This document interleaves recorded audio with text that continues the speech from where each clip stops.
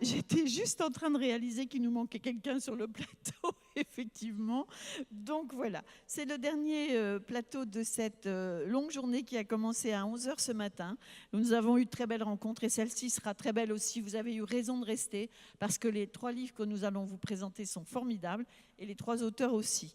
Alors, cette rencontre va être animée par Xavier Capodano, qui est libraire, comme il se doit, puisque c'est ici le café des libraires, au genre urbain, à la librairie Le Genre Urbain, dans le 20e. À Belleville, toujours. Voilà, toujours. Et voilà, on a déjà eu l'occasion de travailler ensemble. Ce plateau s'intitule Les gens de peu. On comprendra pourquoi tout à l'heure. Quand on aura parlé des livres. Donc, sur ce plateau, il y a Eddie Joyce qui va nous parler des Petites Consolations, un livre qui a été traduit en français par Madeleine Nazalik et qui est paru aux éditions Rivage. Nous avons aussi avec nous sur ce plateau David James Porcent, qui va nous parler du Paradis des animaux, traduit par Michel Lederer et paru chez Albin Michel. Et puis nous aurons M.O. Walsh, puisque c'est ainsi qu'il souhaite qu'on l'appelle, qui va nous parler, lui, d'un livre qui s'intitule Soleil brisé, qui a été traduit par Michel Mamy et qui est paru chez Michel Lafon. Alors, Jeanne Ribateau fera l'interprète pour M.O. Walsh et pour David James Porcent, et ce sera Pascal Bardin qui fera la traductrice pour Edith Joyce. Voilà. Je te laisse choisir par qui tu commences, Xavier. On n'a même pas eu le temps d'en parler tout de suite. C'est pas très grave, on va s'adapter. Dis-moi. Non, on peut commencer par... à la rigueur, moi, j'ai presque collé à la thématique. J'ai fait un effort d'exercice de style, de coller au thème qu'on m'imposait. Alors, je peux commencer par un des 3, celui qui t'arrange. Ah ben moi, bon, écoute, pour que Jeanne puisse se reposer entre les deux, peut-être qu'on va prendre un des auteurs que Jeanne interprète, comme ça, après on changera et ça lui permettra de se reposer peut-être un petit peu. Non, en fait, ce qui est très intéressant dans les 3 livres, c'est 3 histoires différentes. Je vais faire très très court parce que d'abord il y en a une où il y a en plus un vrai suspense. Donc on a une histoire de famille brisée par le drame du 11 septembre, qui est le livre d'Eddie Joyce. On a un livre de nouvelles qui va vous brosser un certain nombre de personnages hauts en couleur, qui est le livre de David James Porcent, et on a une histoire, on va dire, un peu dramatique, où le narrateur va revenir sur un drame 30 ans plus tard, qui se passe en Louisiane, particulièrement à Bâton Rouge. Voilà. Alors, on va commencer, si tu veux bien, par le livre Soleil brisé, justement, de M.O. Walsh. Alors, ce que je sais de vous, c'est que vous êtes né à Bâton Rouge, en Louisiane, que vous êtes auteur de plusieurs nouvelles, que vous dirigez l'atelier d'écriture de l'Université de la Nouvelle-Orléans. Voilà. Et Soleil brisé est en fait votre premier roman. Donc, je rappelle, paru chez Michel Lafon et traduit par Michel Mamy. Alors, peut-être, que, Xavier, que tu vas nous dresser un petit peu le décor, et puis tout de suite après, on entendra un extrait de lecture. Oui, alors je disais, on est à Bâton Rouge en Louisiane, avec des pages de description et de cet État et de la ville, moi qui suis totalement ignorant. Franchement, ça donne envie d'y aller. Ça a l'air très très beau et on est très très vite pris. Donc on a une sorte de drame d'une jeune demoiselle qui a été agressée sexuellement dans un quartier assez paisible, assez familial, et le narrateur va revenir sur cette histoire près de 30 ans plus tard. Et on va comprendre certaines choses en tant que telles, et ça va être aussi l'occasion de raconter ses propres tourments, sa première découverte d'amoureuse, mais aussi sexuelle. Et voilà. Et à la fin, bon, il faut que je m'arrête parce qu'effectivement, il y a du suspense, et je vais m'arrêter là. Mais voilà, on a un décor d'une situation familiale, et voilà. Et tout est sous la vision du narrateur. C'est un très joli livre. Alors, on écoute tout de suite un extrait du livre qui nous est lu par Inès Delary. Merci à elle d'être avec nous encore ce soir. Voilà. Il y a Anne Rice qui dit, qui est écrit sur la 4e de couverture, ce n'est ni un thriller, ni un roman de genre, mais une histoire réaliste, subtile et merveilleuse, à lire d'urgence. Eh bien, on commence. Oh là, il est haut le micro, Oui, non? oh là là. Guillaume arrive. Non, ça va. Allez, je crois, là. Non. C'est un grand lecteur, une grande lectrice. Merci Guillaume. Merci.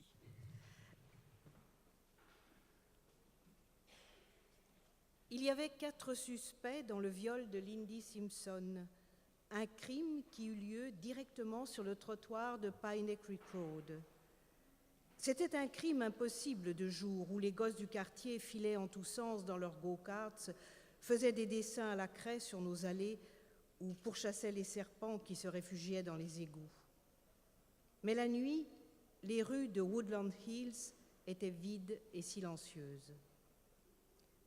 Ce soir-là, cependant, dans le virage sombre, sous le premier réverbère cassé de l'histoire de Pine Creek Road, se tenait un homme, ou peut-être un garçon, une longue corde à la main. Il attacha une extrémité de cette corde au réverbère cassé près de la rue et s'entoura la main de l'autre. Persuadé d'être à l'abri des regards, il se glissa dans les buissons d'azalée jouxtant la maison du vieux Casemore, la corde traînant derrière lui dans l'ombre telle une queue, et il fit probablement 1 ou 2 essais consistant à tendre la corde haut en travers du trottoir. Alors cet homme, ou ce garçon, qui connaissait les habitudes de la petite Simpson, guetta le bruit de ferraille de sa chouine à sel banane, s'engageant dans le virage. L'action eut donc lieu dans l'obscurité, dans un quasi-silence, dans la chaleur, et Lindy Simpson ne se rappelait pas grand-chose. Or, l'apparition soudaine d'une corde devant sa bicyclette, la brutale traction de sa tresse contre sa poitrine. Des mois plus tard, et après une longue thérapie, elle se rappellerait aussi comment la bicyclette avait poursuivi sa course après sa chute. Elle se rappellerait qu'elle ne l'avait jamais vue tomber, puisqu'on lui avait fourré une chaussette dans la bouche et plaqué le visage contre la pelouse. Le poids écrasant son dos, l'asphalte lui égratignant les genoux, cela aussi, elle se le rappellerait, puis une voix dans son oreille qu'elle ne reconnut pas, puis un coup derrière la tête. Elle avait 15 ans. Merci, merci beaucoup Inès, merci.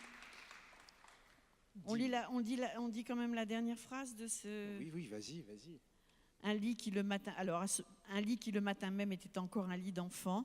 Maintenant, il faut que je vous dise que j'étais l'un des suspects. Écoutez-moi jusqu'au bout, laissez-moi m'expliquer.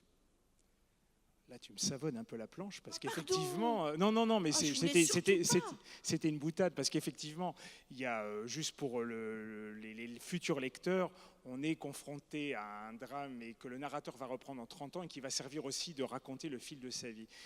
Et donc, je voudrais plutôt m'arrêter là parce qu'effectivement, là, on a une situation avec un peu de suspense et un final, et je ne voudrais pas briser l'envie que peut avoir le lecteur de découvrir ça, même si on s'en doute assez rapidement, mais ça vaut le coup de la narration.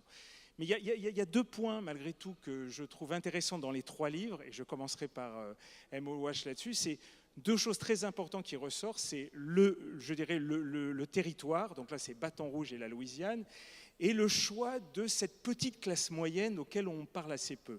Alors je lui pose sa première question.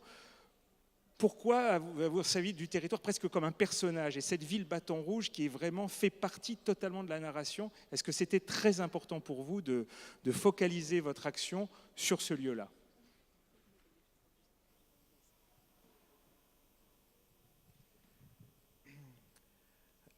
Yeah, I think the setting is crucial to me for maybe 3 reasons. One, it's just easier in a practical way to write about places you know intimately. I grew up there. I know that land, I know the woods, I know the types of snakes you find in your house. I know that place. So it made that part easy. So that's number one. C'est vrai que pour moi, le lieu est très important, il est absolument crucial. Et ceci pour 3 raisons. Tout d'abord, c'est plus facile parce que c'est quelque chose que je connais intimement. Et puis, c'est un lieu où j'ai grandi.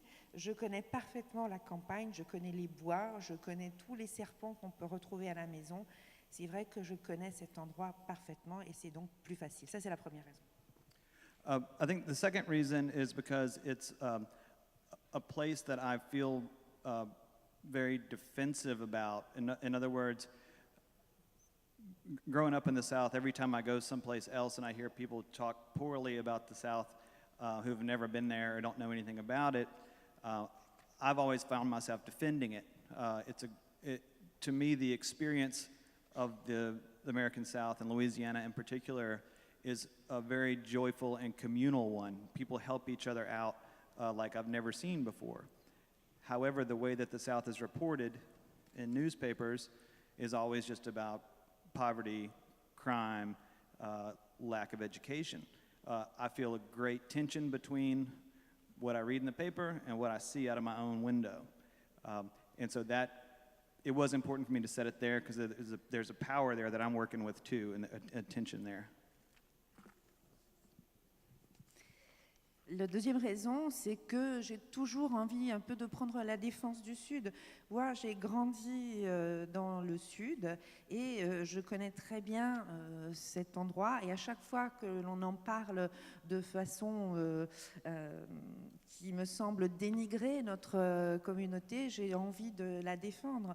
Et l'expérience que j'ai eue en grandissant dans le Sud, c'était une expérience de joie, de vie en commun, de personnes qui s'entraident. C'est tout à fait différent de ce que l'on voit dans les journaux où l'on parle du Sud seulement quand il s'agit de pauvreté, de crimes ou de manque d'éducation. Ce que je lis dans les journaux est tout à fait différent de ce que je trouve, de ce que je vois par ma fenêtre. Et c'est vraiment ça, c'est la puissance de cet écart qui me pousse à parler de mon territoire. Bien sûr. And then the third one is, I think that I've grown really tired of novels about Louisiana that either take place in the French Quarter or in a swamp with a guy with 3 teeth riding an alligator. There's much more to Louisiana than that. And so I wanted to set a novel in Louisiana that was set in a suburb where people had actual jobs. They're like everyone else, right? So that was important to me. The setting was important. Luckily, we still have the beautiful oak trees. We still have darkness in the suburbs too, right? So that was part of it. That was number 3. En ce qui concerne la troisième raison, je suis vraiment fatiguée de lire des romans où on le retrouve toujours la Louisiane en faisant allusion au French Quarter, c'est-à-dire à la Nouvelle-Orléans, ou bien où l'on voit un personnage qui n'a plus que 3 dents et qui se déplace dans les marais. Et il y a autre chose, il y a une autre Louisiane, et c'est pour cette raison que j'ai voulu parler de cette banlieue où il y avait des gens tout à fait normaux, qui avaient un travail et qui sont exactement comme les autres. C'est pour moi très important donc de souligner ces choses-là à travers le lieu que je décris. Nous avons toujours ces arbres magnifiques et bien cette nature de notre Sud. J'ai droit à une deuxième question. Alors, ce qui est très intéressant aussi dans votre livre, et vous m'avez fait une transition formidable, c'est le choix des personnages. Et effectivement, vous vous attaquez à ce qu'on dirait une petite classe moyenne. C'est-à-dire que ce ne sont pas des pauvres, ce n'est pas le rêve américain non plus, c'est des gens, on va dire normaux, comme disait notre président, mais, pardonnez-moi. Mais voilà, donc pourquoi aussi ce choix de cette petite classe moyenne, fragile, mais pas non plus, enfin voilà, qui essaye de se débrouiller? Well, the goal is to torture people of all classes in fiction, right? A writer's cruelty knows no class boundaries. I think also I'm interested in the idea of trying to like buy safety, and the suburbs are a great example of that. When my family and I moved to New Orleans just a few years ago, just an anecdote, when we were looking for houses, the realtor would email us and say, this is a very safe neighborhood, and the S of safe was a $. Does that make sense? So in other words, it's going to be very expensive for you to feel safe. And that just interests me. And so the idea of setting a brutal crime against a young girl in a place where these parents had moved to in order for that not to happen felt somehow kind of rich to me. Alors ça, c'est tout simplement pour torturer les gens de toutes les classes. Il est bien connu que la cruauté des auteurs s'adresse vraiment à toutes les classes sociales. Ce qui m'intéressait, c'était en quelque sorte la sécurité que l'on éprouve dans ces banlieues. Il y a quelques années, c'est une anecdote personnelle, je me suis donc déplacée. Je suis allée à la Nouvelle-Orléans et je cherchais un appartement. Et à chaque fois qu'on m'envoyait une proposition, on me proposait un endroit sûr et le S de sûr, c'était le S du dollar. Donc, ceci signifie que cette sécurité était achetée à haut prix, en quelque sorte. Et je trouvais qu'il était très intéressant de pouvoir situer un crime aussi brutal contre une jeune fille dans un environnement sûr où les parents avaient dépensé beaucoup d'argent pour que ceci n'ait pas lieu. On s'arrête là pour, Oui, pour oui, ce on va livre. faire, Maintenant, il faut découvrir parce que c'est vrai qu'il ne faut pas trop en raconter non plus. Sur celui-là particulièrement. Particulièrement. Alors, on va passer maintenant au livre d'Eddie Joyce, Les Petites Consolations, traduit de l'anglais par Madeleine Nazalik et paru aux éditions Rivage. On va découvrir. Alors, Eddie Joyce est né et a grandi à Staten Island. Il paraît qu'il faut prononcer Staten Island. J'ai lu ça dans La Cause littéraire. Comme les personnages de son roman, c'est une île qui se trouve en face de Manhattan. Il a fréquenté Harvard et Georgetown, Université Law Center. Avant d'écrire, il a été avocat pendant près de 10 ans. Vous avez vu le nombre d'avocats qu'on reçoit ici et qui deviennent écrivains? Ça pose question quand même. Hein. Et puis, il vit à Brooklyn avec sa famille. Et là, il va nous parler d'une jolie famille, les Amendola. Voilà, je te laisse, Xavier, Oui, donc un petit peu l'histoire. On a un livre qui se situe après le 11 septembre. Et donc une famille, la famille Amendola, qui est moitié irlandaise, moitié italienne. Plus italienne, question cuisine d'ailleurs, on le voit dans le roman. Eh bien voilà, a perdu un fils cadet comme héros, il était pompier. Et donc on va vivre aussi, donc cette famille va vivre à travers le souvenir de ce garçon, la mère qui n'a pas touché la chambre, la femme de ce garçon qui va tomber amoureuse d'un autre homme et qui va se sentir coupable. Et on va plonger profondément dans cette vie de famille et suivre, entre guillemets, cette petite saga familiale pendant un certain nombre d'années. Alors, j'ai à peu près la même question aussi à vous poser. Tu poses la question avant qu'on lise comme tu veux. Non, oui, il faut lire, pardonnez-moi. Je veux mais mes excuses. Non. Bon, on lit alors. Suivant Katia. le conducteur.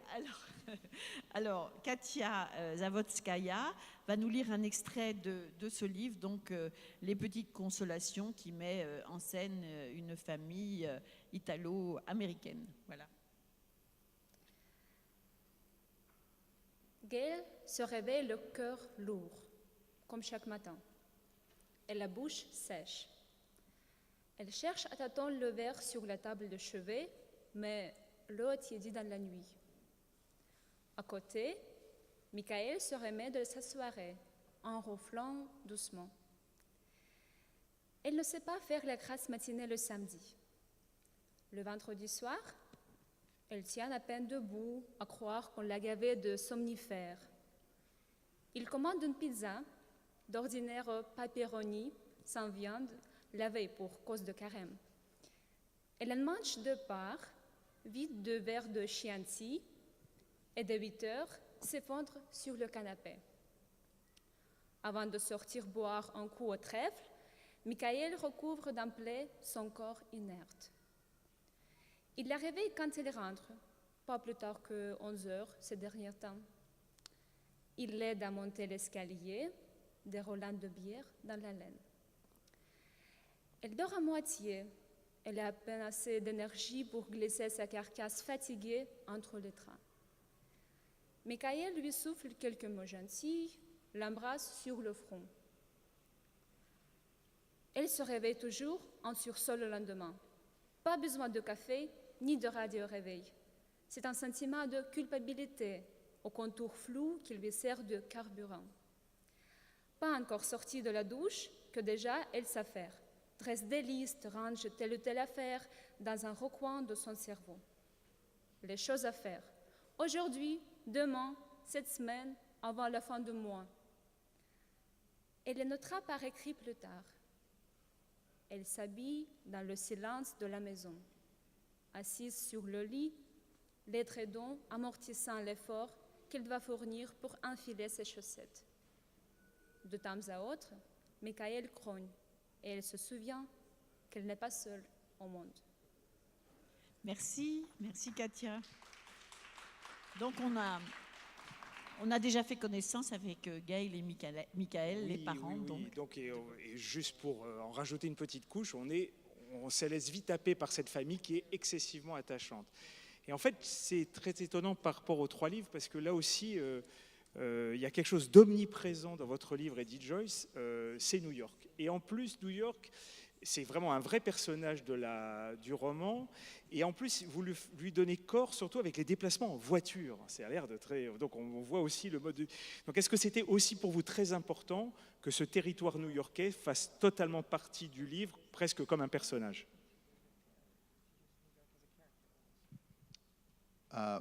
Like Emo said before, it was very important to me, particularly that the location was Staten Island and not Brooklyn or Manhattan or other parts of New York. Comme le disait Emo aussi, pour moi, il était très important que mon roman se déroule à Staten Island et pas dans un autre quartier de New York comme Brooklyn ou Manhattan. 1 million books have been written about Manhattan. 500,000 have been written about Brooklyn. Il y a déjà 1 million de livres qui ont été écrits sur Manhattan et 1 demi-million sur Brooklyn. But as a friend of mine said, you wrote the best Staten Island novel ever, and I responded, I wrote the only Staten Island novel ever. Un de mes amis m'a dit, tu as écrit le meilleur roman situé à Staten Island. Mais j'ai répondu, c'est le seul roman qui soit situé à Staten Island. But it's a part of New York that most people, a part of New York City that most people never think of. If they do it all, they think of the ferry, and they take the ferry there and get off and go right back to Manhattan. C'est une partie de New York auquel les gens ne pensent pas. Et en fait, ils pensent au ferry. Alors, ils prennent le ferry pour aller à Staten Island et puis ils le reprennent aussi vite fait pour retourner à Manhattan. But for the most part, it's different than the rest of New York, because for the most part, the people who live there are working class or middle class people who work for the city, firefighters, teachers, police officers. Et c'est une partie assez spéciale de New York parce que c'est une partie qui est essentiellement habitée par des personnes de classe moyenne et assez modestes hein, qui travaillent pour la ville de New York, qui sont pompiers ou enseignants, par exemple. So, in some ways, it's a very strange combination of small town and big city. Staten Islanders, in many ways, to me anyway, the truest New Yorkers you'll find. They're sort of streetwise, sarcastic, but also friendly and welcoming. Et à mes yeux, en fait, c'est à Staten Island que se trouvent les vrais New-Yorkais. En tout cas, à mon sens, ce sont des gens qui sont malins et qui sont rapides, mais en même temps qui sont gentils et accueillants. At the same time, they have a strange relationship with the rest of the city. They're sort of, they're almost exiles in their own city. Manhattan is very close, but seems very far away. It seems a very different life. Et à certains égards, ils se sentent un petit peu comme des exilés dans leur propre ville. Manhattan est très proche, mais en même temps très loin, très lointaine. So I really was trying to capture that conflict about what it's like to grow up and to be from Staten Island, the conflict you have between about where you're from and what's close by, and sort of this feeling of being part of something but being removed from it. J'essayais vraiment de transmettre cette dichotomie, en fait, d'une part, on fait partie de New York, mais en même temps, on en est un petit peu exclu ou en dehors. Et c'est très réussi de ce côté-là, je le confirme. Alors, j'ai une deuxième question. Vous avez choisi une famille, et en fait, une famille, je dirais, presque banale, comme il y en a des millions de familles.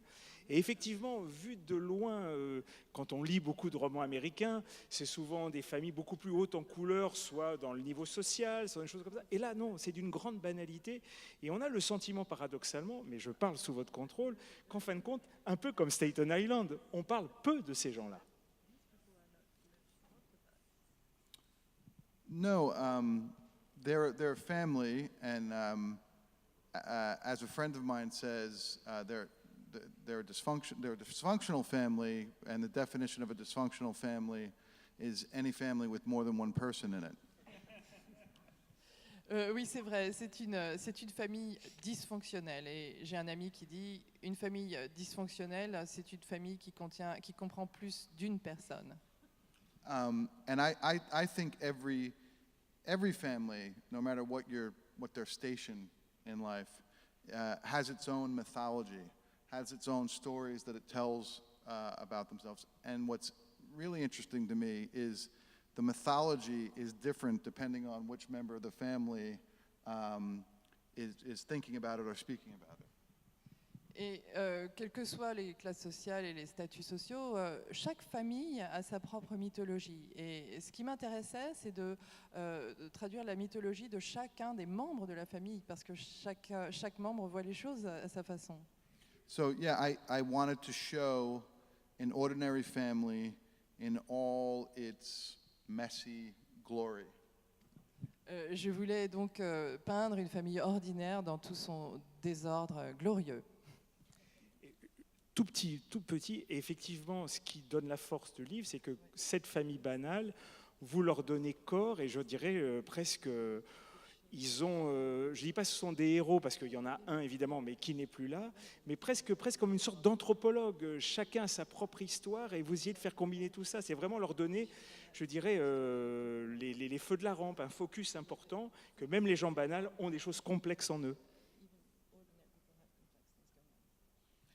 Yeah, I mean, I think, and I'm sure my fellow writers would agree with this, simple people don't make it into novels because they don't engage the novelist long enough for you to spend the time that it takes to write a book. Je suis sûre que mes collègues écrivains sont d'accord avec moi. Les gens simples ne sont pas dans les romans parce que, en fait, ils n'intéressent pas les auteurs suffisamment longtemps pour qu'on leur consacre un livre. And even the most seemingly simple people who are, to use your term, ordinary people, usually there's a lot of complexity going on that you can't see, you know, in your day-to-day interactions with them. Their lives are much more complex than you realize. Mais même les gens qui paraissent simples, en fait, en réalité, quand on s'approche un petit peu, on s'aperçoit qu'ils ont beaucoup plus de complexité qu'il n'y paraît. Oui, ce sont des personnages très très attachants, et je trouve que vous avez une manière d'une formidable, je sais pas, délicatesse et pour décrire les sentiments qu'ils éprouvent les uns par rapport aux autres, les uns par rapport aux autres, mais aussi par rapport aux événements. Franchement, c'est un livre très très joli, Les Petites Consolations, un livre paru aux éditions Rivage. Merci. Il vous en prie. Alors là, nous allons passer au troisième livre, qui est un peu différent des deux autres, puisque ce sont des nouvelles. Donc ce sont des petites histoires, les unes derrière les autres. Genre littéraire qui fonctionne beaucoup aux États-Unis. En France, nous, on a un peu plus de mal avec ce genre littéraire, mais c'est comme ça. Et là, voilà, on va suivre un certain nombre de personnages assez hauts en couleur.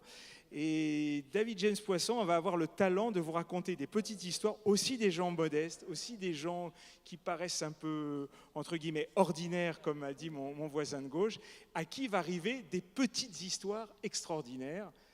Alors, suivant le conducteur. On va découvrir tout de suite un extrait du livre. Je voudrais simplement préciser que ce livre, Le paradis des animaux, est traduit par ce traducteur qui est là tout le temps d'ailleurs dans les salles d'America, Michel Lederer.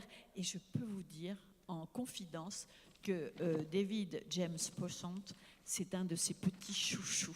Parce qu'il traduit beaucoup d'écrivains et il aime particulièrement cet auteur. Alors on découvre donc un extrait du début du livre. C'est Marie Gou qui va nous lire cet extrait. C'est L'homme lézard ? C'est ça. On y va. L'homme lézard. Je déboule dans l'allée. Cam est sur ma véranda avec son fils Bobby. Il se lève. C'est un homme impressionnant, lourd et musclé, après avoir longtemps travaillé dans le bâtiment. De l'épaule au poignet, ses bras sont couverts comme par des manches de dragons verts tatoués. Il prétend qu'en regardant bien, on voit 2 femmes nues sur chacune des écailles. Quand Crystal l'a quitté, Cam a obtenu la garde de l'enfant, ce qui montre bien quel genre de mère elle était. Cam est le seul ami qui me reste. Quand il ne boit pas, c'est un saint, et il ne touche plus à l'alcool depuis 10 ans. Il pose la main sur l'épaule du garçon, mais Bobby lui échappe. Il court me rejoindre à côté du pick-up, agrippe ma jambe et se colle à elle. Je m'avance vers Cam. Bobby rebondit en riant à chaque pas. On se serre la main, mais Cam conserve une expression neutre. « Toujours de nuit ?» demande-t-il. Mon tablier brun roulé dépasse de ma poche et j'empeste le graillon. « Ouais ?» je réponds. Je ne lui ai pas dit que je m'étais emporté contre un client, hurlant qu'il y avait des gens qui ne savaient pas ce que « à point » signifiait, et que si je travaillais de 22h à 6h du matin, c'était uniquement pour qu'on ne me coupe pas l'eau et l'électricité. « Bobby, » dit Cam, « va jouer 1 minute, tu veux ?» Le garçon me lâche et regarde son père, l'air perplexe. « Ne m'oblige pas à le répéter, » dit celui-ci. L'enfant part en courant et la mine renfrognée se laisse tomber, jambes croisées au pied de ma boîte aux lettres. « Rentre à la maison !» lui dit Cam. Lentement, Bobby se relève et obéit en boudant. « Qu'est-ce qu'il y a ?» je demande. Cam hésite. « Red est mort, » me répond-il. Red, c'est son père. Ce salaud me foutait des trempes, m'a dit Cam, un soir alors qu'on avait tous les 2 trop bu et qu'on se racontait des histoires tristes. À 18 ans, il s'était engagé et avait fait la première guerre du Golfe. La dernière fois qu'il avait vu son père, le vieil homme titubait sur la pelouse, complètement ivre. « Vas-y !» criait-il, « va te faire tuer pour ton putain de pays !» Bobby n'a jamais su qu'il avait un grand-père. J'ignore si Cam est bouleversé ou bien soulagé, et je ne sais pas quoi dire. Il doit s'en rendre compte car il reprend. Mais ça va, ça va. Comment c'est arrivé ? Il picolait au comptoir. Le barman a dit que Red était en train de rire et qu'une seconde plus tard, il s'est effondré, la tête sur le bar. Quand on l'a secoué pour le réveiller, il était déjà mort. Voilà. Voilà le début de cette nouvelle. Ah, qu'est-ce que ça a à voir avec l'homme lézard ? Oui, alors des fois, on cale un peu pour essayer de raconter un livre, mais là, on va caler d'autant plus, nouvelles. parce qu'il y a 12, voire 13 histoires, donc je ne m'aventurerai pas là-dessus. Ce que je peux vous dire, avant de poser ma première question, c'est qu'effectivement, on a des histoires très hautes en couleur, sur des petites gens aussi. C'est ça, il y a vraiment le lien entre les trois livres.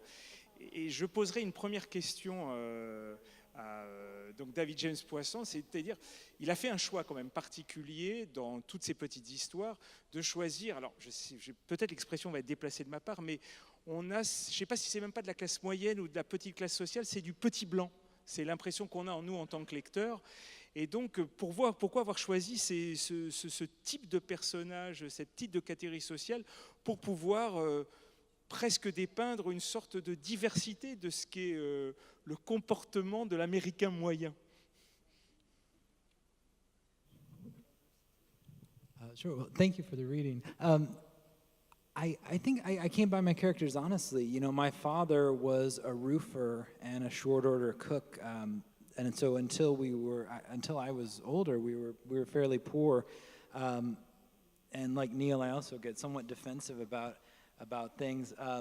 You know, there's this saying, like in America, anyone can go from being postman to president, and my response is always, you know, what's wrong with being a postman?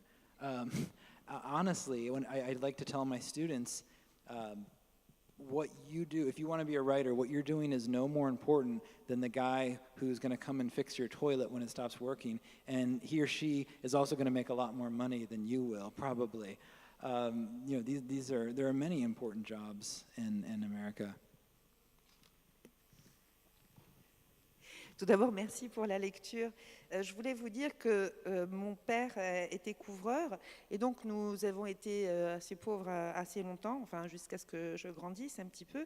Et je suis un peu comme Neil, je suis toujours sur la défensive. J'essaie un peu de défendre certains aspects, comme par exemple le fait qu'il n'y a pas que des policiers, des présidents dans notre pays. Et souvent je dis à mes étudiants, mais qu'est-ce qu'il y a de mal à être facteur? Et je leur répète aussi, par exemple, que les personnes qui viennent réparer vos toilettes quand elles sont bouchées ne sont pas moins importantes que vous. Et probablement, ces personnes gagnent plus d'argent que vous. I also think that, you know, there's this habit of the beginning writer. I certainly was guilty of this when I first started writing. I wanted to sell all my stories in Manhattan. I thought all good stories were published in the New Yorker and they were about New York, but that wasn't the world I knew. The world I know is Atlanta, Georgia, and it's Tucson, Arizona, and it's Florida. And I got comfortable with writing a place that I know.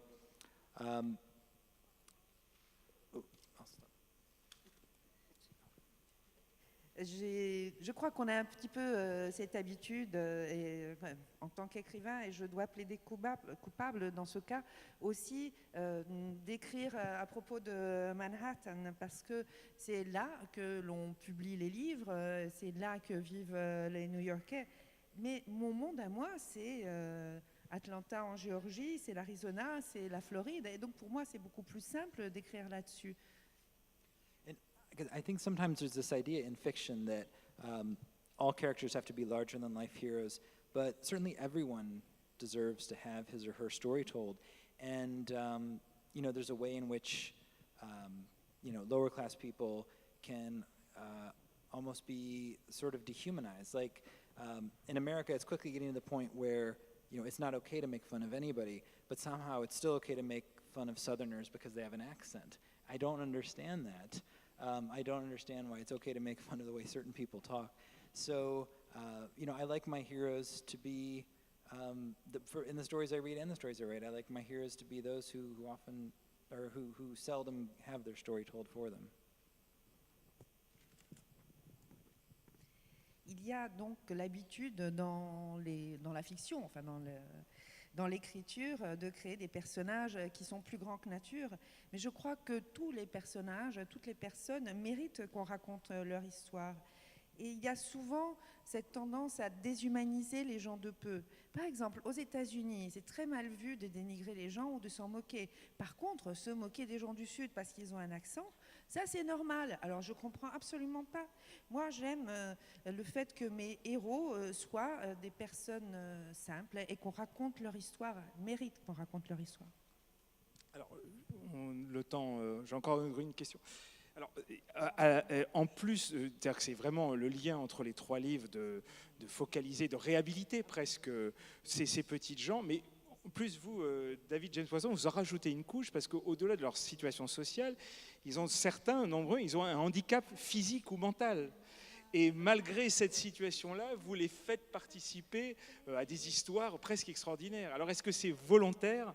Alors, je pense à cette femme amputée, à ce jeune homme qui va finir avec les abeilles, je n'en dirai pas plus. Est-ce que c'était voulu aussi de leur ajouter un petit handicap physique?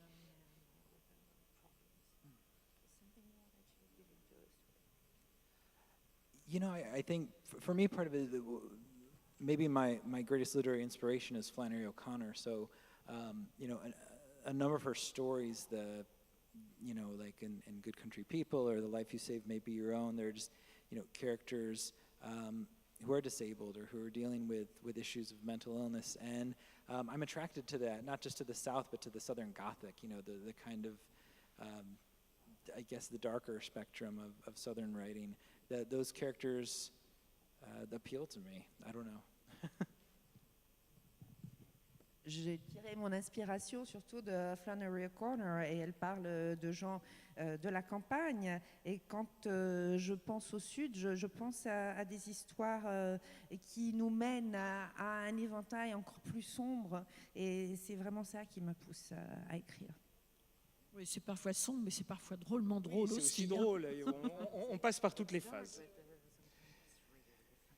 Alors, je ne sais pas quel temps il nous reste, mais j'avais une question commune à nos 3 auteurs, parce qu'effectivement, quand on lit leurs livres, quand on voit les familles, les personnages, leur situation, on va dire, familiale et sociale, on est un peu loin du rêve américain, tel que nous, en Europe, on peut le voir. Et en leur lisant, je voudrais leur poser la même question à tous les 3, c'est-à-dire que est-ce que ce pays qui était dans l'imaginaire, ce champ des possibles, on pouvait faire toutes choses, comment eux ils le voient? Est-ce que les États-Unis sont à l'image de ce qu'ils racontent, ou il y a encore ce pays où on peut encore faire quelque chose, on peut s'en sortir socialement, le fameux mythe du rêve américain qui permet, on part de rien et on finit très haut?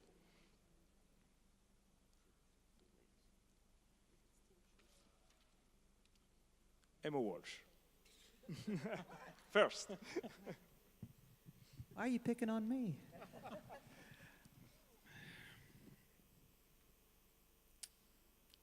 Oui. Yes, it is possible, but I don't know if that question is necessarily like the terrain that I'm entering in when I'm trying to write a novel.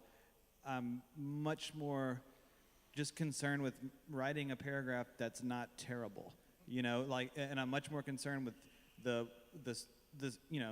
heart spaces of the characters, that if someone else were to come and read my book and tell me, oh, look, that lines up with the American dream or does not, that would be fine.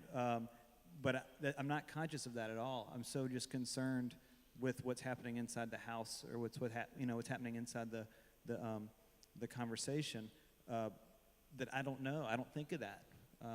But yes, in general, I think it's possible. I would say no. Vous en prenez à moi. Oui, je dois dire qu'effectivement, c'est possible, mais le terrain dans lequel j'entre quand j'écris, c'est plutôt d'essayer d'écrire un paragraphe qui ne soit pas trop terrible. Il y a des espaces un peu difficiles en ce qui concerne mes personnages, et quand une autre personne lit ce que j'ai écrit, peut-être qu'elle va me dire oui, il y a le rêve américain ou pas, enfin ça ne m'intéresse pas trop. Ce qui m'intéresse, c'est ce qui se passe à l'intérieur de la maison. Ce qui m'intéresse, ce sont les conversations. Donc je crois qu'effectivement, c'est encore possible. Même question. Yeah, so I don't know that the American dream works for everybody. I think there is an inequality of opportunity. I got lucky. My father was able to get another job when I was 7 and get me into a school system where I got a good education, but schools are not equal, not even just from state to state, but from city to city. And not everybody gets a fair deal. And so sometimes there's this idea created where some people in America feel like, oh, you are where you deserve to be. but that's certainly not always true, because not everyone is lucky enough to have the money, the circumstances, the parents, or whatever to really get that true shot. I think it's a myth that anyone can pull him or herself up by the bootstraps if they just work hard enough. I don't think that's necessarily true. En réalité, il y a une qualité inhérente à ce rêve américain, selon moi, et je voudrais l'illustrer par mon histoire personnelle. Mon père, quand j'ai eu 7 ans, a trouvé un meilleur boulot, donc il a pu me payer une bonne école. Ceci m'a permis d'avoir une bonne formation, mais il y a des différences entre les écoles, il y a des différences selon les États et même les villes. Et je crois qu'il a quand même réussi à me faire progresser grâce à ça. Bien souvent, les gens aux États-Unis disent ben, vous êtes ce que vous méritez. Mais je ne crois pas que ce soit totalement vrai. Il y a des facteurs qui influencent ceci, comme l'argent, les circonstances, les parents. Donc, il y a un mythe qui est celui que l'on peut réussir dans toutes les circonstances, mais je ne suis pas sûre que ce soit totalement vrai. Eddie Joyce. Maybe. Conclusion. Maybe. I think I tend to agree with David in the sense that the American dream is weirdly exclusionary in some way, right? It's almost based on the idea of an individual by sheer hard work and determination rising above others. Avec David, en fait, le rêve américain, c'est vraiment réservé à certains.